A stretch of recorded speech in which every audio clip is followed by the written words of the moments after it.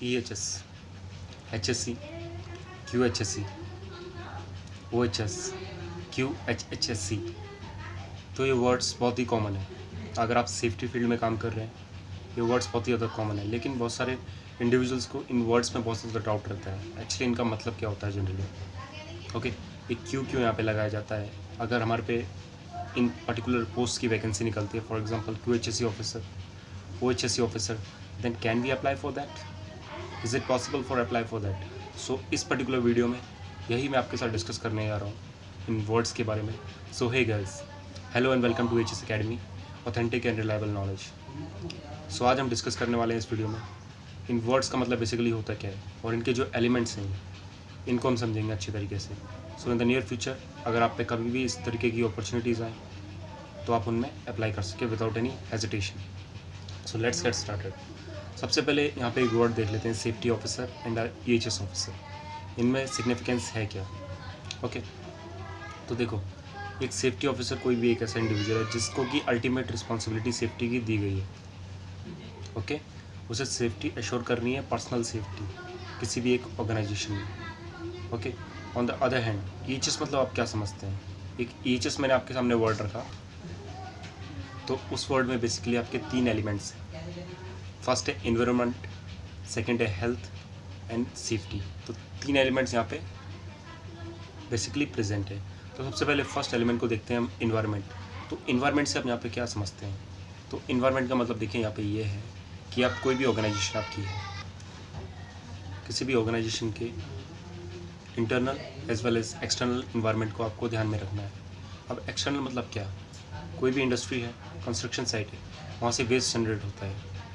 Okay, so as per various laws यहाँ पे applicable है, environmental protection act, okay, waste management rules हैं, biomedical rules हैं। तो उनको आप कैसे कंप्लाई करते हैं अपनी इंडस्ट्री के साथ? जो आपका वेस्ट यहाँ पे निकल रहा है उसको आपको संभालना है, ओके, उसे प्रॉपरली डिस्पोज करना है। तो ये तो हो गया आपका एक्सटर्नल एनवायरनमेंट। ओके, आप एनवायरनमेंट सेव कर रहे हैं by minimising your waste. Okay, और जो भी 3R या फिर 4R के जो मेथड्स हैं आप उन्हें यूज़ कर रहे हैं, जिस पे कि मैं एक सेपरेट वीडियो बना दूंगा in the near future.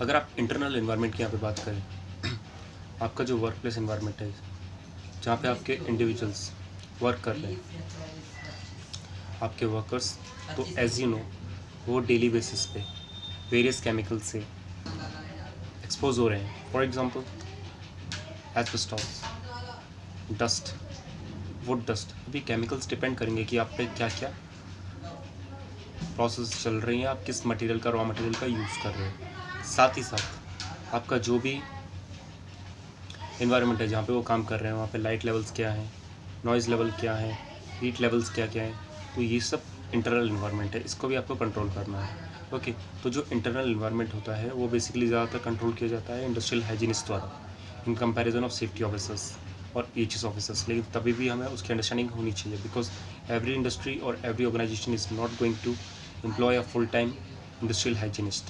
So sometime this responsibility will be offered to you. So at that time you need to be ready and have a knowledge how to deal such situations.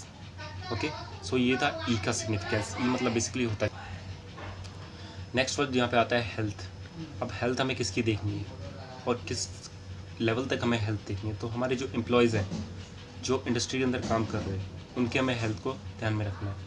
Okay, अब health को कैसे ध्यान में रखना है? देखो, आपके जो भी एम्प्लॉय हैं वो डेली बेसिस पे बहुत सारे केमिकल से एक्सपोज होते हैं। इन्वायरमेंट मतलब जो लाइट, नॉइज़ लेवल्स हैं जो उन्हें फैटिक करते हैं वो इन्वायरमेंट में आ जाते हैं। हेल्थ में थोड़ा डिफरेंट है, यहाँ पे उन पर्टिकुलर केमिकल्स की बात करी जाती है जिनसे कि long term as well as short term में आपके एम्प्लॉयज़ को खतरा है। ओके, साथ ही साथ उनके वर्क प्रोसीजर्स, किस तरीके से वो वर्क करते हैं, इन सब पे ध्यान दिया जाता है ताकि उन्हें किसी भी तरीके की प्रॉब्लम ना हो। उनके एर्गोनॉमिक्स इश्यूज़ जो होते हैं, फॉर एग्जांपल वो कैसे बैठ रहे हैं, कैसे उनका काम डिज़ाइन करा जाए, उनके वर्क स्टेशंस कैसे हों, तो इन सब को डिज़ाइन किया जाता है ताकि उनकी हेल्थ, जैसे फॉर एग्जांपल बैक पेन ना हो, आई स्ट्रेन ना हो। ओके, इन सब चीज़ों को यहाँ पे ध्यान में रखा जाता है। थर्ड एलिमेंट की यहाँ पे बात करते हैं तो सेफ्टी है। तो safety as you know is the absence of risk of serious personal injury और इलनेस। इसका मतलब सिग्निफिकेंस क्या हुआ कि आपको जो नॉर्मल हैज़ार्ड्स हैं आपकी ऑर्गेनाइजेशन में, उनसे उन्हें सेव करना है। फिजिकल हैज़ार्ड्स, केमिकल हैज़ार्ड हो गए, नॉइज़ हज़ार्ड हो गया। तो सेफ्टी ये होती है जनरल टर्म की। ओके, नाउ अब थोड़ा सिग्निफिकेंस देख लेते हैं उन वर्ड्स में जो मैंने आपको पहले बताया। तो देखो, वैकेंसीज निकलती है कभी कभार as EHS officer, OHS officer. तो आपको यहाँ पे इनकी एब्रीविएशन पता रहनी चाहिए। OHS officers mean occupational health and safety officer. Okay, अब ये क्या बोल रहे हैं, occupational health and safety means जो हेल्थ का सेगमेंट है वो भी आपको देखना है, ऑक्यूपेशनल हेल्थ का एज वेल एज सेफ्टी, यानी 2 सेगमेंट आपको देखना है। बट अगर आप EHS ऑफिसर जा रहे हो तो it means three segment.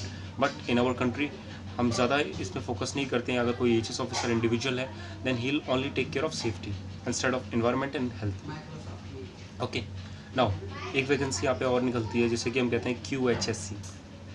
Okay, QHSC means क्या होता है, quality health safety environment. Okay, एक निकलती है यहाँ पे HSSE, health safety security environment. तो इन्हें और देख लेते हैं, इन्हें बेसिकली इनका मतलब जनरली होता क्या है। तो देखो, जो जब क्वालिटी सेगमेंट आता है तब आपको यहाँ पे क्वालिटी की थोड़ी नॉलेज रहनी चाहिए। मीन्स जो भी आप मटेरियल यूज़ कर रहे हो वो फिट फॉर पर्पज़ होना चाहिए, मतलब आप उसे अच्छी तरह यूज़ कर सकें। बिकॉज अगर मटेरियल की क्वालिटी अच्छी नहीं हुई so it will improve your safety also. How, I will explain you with example.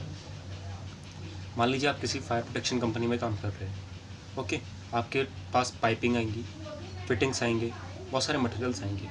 अगर ड्यूरिंग द प्रोक्योरमेंट, अगर मान लो बिग प्रोजेक्ट है कोई, ओके, ड्यूरिंग योर प्रोजेक्ट अगर आपने उसकी क्वालिटी चेक नहीं करी, वो इंस्टॉल हो गया। ओके, इंस्टॉल होने के बाद जब उसकी ज़रूरत पड़ी वो अपने इंटेंडेड जो उसका ऑपरेशन है उसे परफॉर्म करने में फेल हो गया, तो उसमें गलती किसकी है? You will be only the responsible person, because आप QHSC ऑफिसर थे।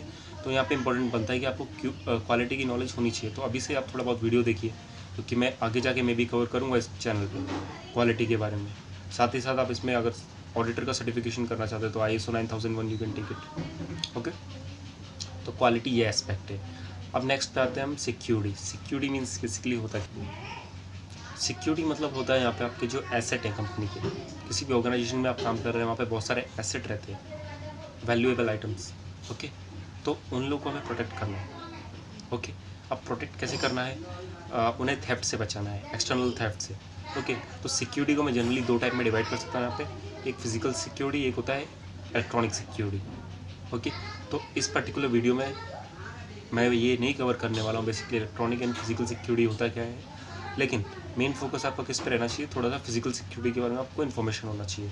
मतलब गार्ड्स को किस तरीके से ट्रेनिंग दिया जाता है, उनकी रिस्पॉन्सिबिलिटीज़ क्या है, because sometimes they will give you as a role of loss prevention officer और LPO। So at the time you should have some knowledge of security, basic principles of security, what is theft assessment, what is security vulnerability assessment. Okay, तो इन सब चीज़ों की आपको यहाँ पे understanding होनी चाहिए। तो इससे कि क्या है कि आपका जो बेस है वो बहुत ही ज़्यादा स्ट्रॉन्ग हो जाएगा। साथ ही साथ आप पे जो भी in the near future opportunities आएंगी उन लोगों के लिए आप अवेलेबल यहाँ पे हमेशा रहने वाले हैं। अब यहाँ पे आपने एक बहुत ही ज़्यादा कॉमन चीज़ नोट करी होगी जो मैं आपके साथ शेयर करना चाह रहा हूँ, environment, health, safety, security and last जो मैंने आपको बताया सेफ्टी। ओके, तो इन 5 चीज़ों पे आप इन्वायरमेंट को और जो ये है आपका सिक्योरिटी, इस पे थोड़ा कम पकड़ रखिए, वो चलेगा। लेकिन जो 3 एस्पेक्ट है, हेल्थ, सेफ्टी और थर्ड, ओके, इस पे आपको सॉलिड यहाँ पे पकड़ रखनी है क्वालिटी पे, बिकॉज इसकी बहुत सारी गल्फ में वैकेंसीज अवेलेबल हैं, रेगुलर बेसिस पे आती हैं। तो अगर आप पे इन 5 एलिमेंट्स में अच्छी पकड़ है then your chances of getting selected for job of a QHSC officer और HHSCQ ऑफिसर और OHS ऑफिसर ज़्यादा हो जाते हैं। और आपको जब भी मिलेंगी वैकेंसीज वो इन्हीं 5 एलिमेंट में से मिलेंगी। अब वो इनको इंटरचेंज कर सकते हैं, तो आपको ज़्यादा घबराना नहीं है, आपको इनको 5 एलिमेंट को जो है वो ध्यान में रखना है अभी। और जैसा कि मैंने आपको अपने फर्स्ट वीडियो में एक बार बताया था कि EHS officer, OHS officer, WHS officer, okay, ये जो रहते हैं बेसिकली रोल, ये कंट्री टू कंट्री वेरी करते हैं। आप किसी कंट्री में जा रहे हैं वहाँ पे कोई रोल होगा। इंडिया में जनरली जो हम वर्ड यूज़ करते हैं वो होता है आपका सेफ्टी ऑफिसर, ओके, लेकिन इंटरनेशनल लेवल पे वो हो जाता है EHS officer, HSCQ officer, OHS officer. तो ये बात आपको ध्यान में रखनी है और घबराना नहीं है। तो इस वीडियो में मैंने आपको बताया बेसिकली इनका मतलब जनरली रहता क्या है। For more information you can write your doubts in comment box, I will be very happy to answer you guys. और आप मेरे से सोशल मीडिया प्लेटफॉर्म से कनेक्ट हो सकते हैं। सो अगर आपको वीडियो अच्छा लगा देन लाइक कीजिए मेरे वीडियो को, सब्सक्राइब कीजिए चैनल को and hit the bell icon also for the notification of every single video that I upload. Thank you for listening as always. God bless you all.